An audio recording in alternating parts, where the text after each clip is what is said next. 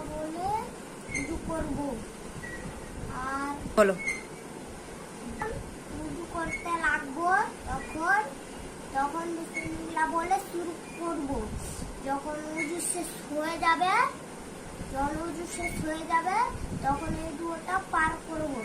আশহাদু আল্লা ইলাহা ইল্লাল্লাহু ওয়াহদাহু লা শারীকা লাহু ওয়া আশহাদু আন্না মুহাম্মাদান আবদুহু ওয়া রাসূলুহু।